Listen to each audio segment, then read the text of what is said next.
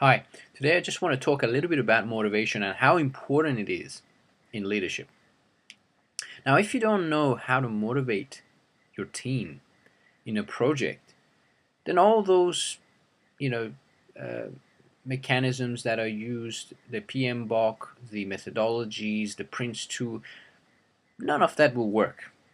If your team is genuinely not interested in the project, they might somehow get it done, but not very effectively. So motivation is very important in leadership and in getting a project done effectively with high quality. So how do we motivate people? Now, there are numerous different theories on motivation. Some of them include McLennan's theory of motivation. There is also the self-determination theory by Edward Deci and Richard Ryan, which was proposed in the 1970s, and now it's gaining a lot of popularity. Well, let's begin with the self-determination theory. In self-determination theory, basically, it talks about how all human beings, no matter where you're from, no matter whether you're a child or an adult or a male or a female or whatever, right? No matter what, and no matter what your background or what your profession or whatever it is, there are three basic psychological needs that each individual may require in some degree or other. The first one is autonomy. Everyone wants to feel that they're in control of their lives, that they have control. Okay, even if they ask for help, even if they want to be guided, they are the ones that come and ask for guidance or seek guidance and so on. But autonomy says that people want to be in control of their lives. They don't want to be controlled by other people. So it relates to freedom, being free to choose how you want to live and what you want to do. The second psychological need is competency.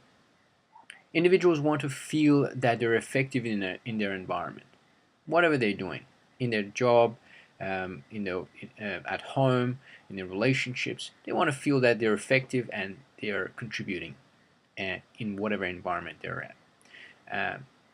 And the third psychological need is relatedness. Now, relatedness is about relationships, about building meaningful, healthy, strong relationships with other people, with yourself, with individuals, being able to relate to other people effectively, and having good, healthy relationships, feeling that they belong to a community, to a family, to an organization, and that they're valued, and that the relationship is valued. So these are the three basic psychological needs that self-determination theory talks about.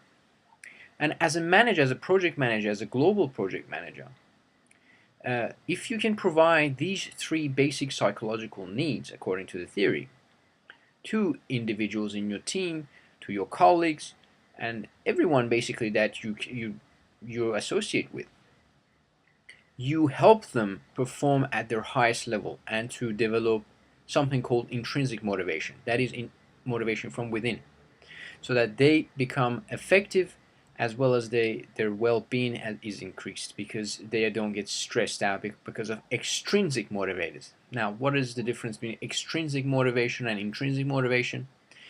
Extrinsic motivation is when you're motivated by something outside of you. For instance, money, power, fame, or recognition, or achievement. It's something external to you. Intrinsic motivation is doing something for the sake of the task itself. The enjoyment that you derive from doing the task, from the pleasure that you gain from doing something and being in the state of engagement and flow, which is another concept in psychology. That enjoyment is called intrinsic motivation. That means nothing from outside of you is motivating you to do the task, but it's something from within. Now, intrinsic motivation is by far more powerful and effective than extrinsic motivation. Now, our society is so much focused on extrinsic motivations, rewards and punishments, and raise. There's nothing bad about that. It creates stress and ineffectiveness in a lot of ways. People do it because they're getting rewarded or something outside of them. In fact, if people are not getting that, they basically don't do the task. Now, it is okay to exercise some extrinsic motivation, and it is prevalent in everything we do, whether it's in the education system or whether in organizations. People get raises, there's nothing wrong with that. But the fact is that if you can work on the intrinsic motivations that individuals possess, and all individuals do, whether whether you're dealing with a baby or whether you're dealing with an adult, everyone has that intrinsic motivation to want to do things effectively and to want to grow and contribute and have purpose. Now, these are the essence of intrinsic motivation. Now, if you can instill these values in individuals, in your team members, inspiring people to do things because of the value of the task itself, the contribution that they're making, and the significance of their work, focusing on that, and on top of that, of course, rewarding them, but the focus being taken from that extrinsic motivation into the intrinsic motivation, then that is the highest level of performance you can obtain from individuals. Now, first of all, we want to shift our mindset from looking at people as resources to people as people. And then, by understanding that individuals have those three psychological needs, and providing them as managers, as project managers, providing those, creating the kind of environment that those kind of psychological needs flourish, then you can gain the highest level of achievement from those individuals. If you're interested to learn more about self-determination theory, I encourage you to go to www.selfdeterminationtheory.org, where there's plenty of materials about the theory itself. I myself had the privilege of meeting Professor Edward Deci, who came up with this theory in the 1970s. So I met him in Japan, and I met him in Rochester University in Rochester. And amazing fellow, amazing fellow. He's very down to earth, and he can tell you so much more about it. So I might be able to interview him over Skype. So we'll see. Another theory of motivation is McClelland's achievement theory of motivation, which classifies individuals into three categories: achievement-oriented, affiliation-oriented, and power-oriented. Now, basically, it's saying that everyone is either one of these three different categories, or maybe a combination. But there's a dominance in which one individuals fall into. Basically, people who are achievement-oriented, they love to achieve.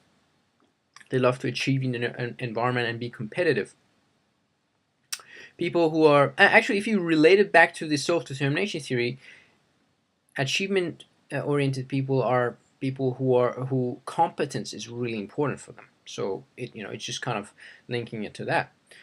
Affiliation-oriented people are more about relationships. So relatedness, if you look at self-determination theory, is very much in line with affiliated people, oriented people. So people are more dominant in building strong relationships. Their relatedness and community and team and is a lot more important for them. And then third is power, which kind of is very similar to autonomy, a bit of autonomy and competency in self-determination theory. And the power-oriented means they're kind of influential and effective in their environment.